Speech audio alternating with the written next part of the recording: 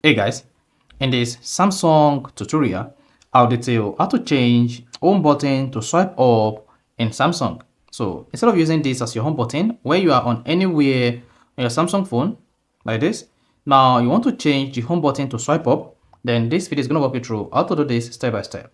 So if you're done of this, you found this offer informative, please don't forget to like and subscribe.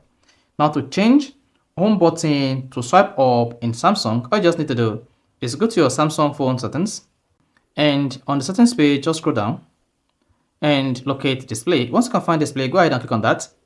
On the display page, scroll down until you get to navigation bar. Here, go ahead and click on that.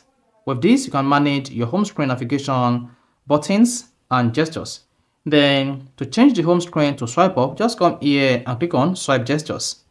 Then once you click on swipe gestures, you may be prompted to take a tutorial class. If not, just hit the bar button, and henceforth, whenever you want to return to your Samsung phone home screen, you just need to swipe up from wherever you are like this. Like this. On any app page, like this. Like this. So that is basically how to change home button to swipe up in Samsung. So if you found this offer informative, please don't forget to like and subscribe.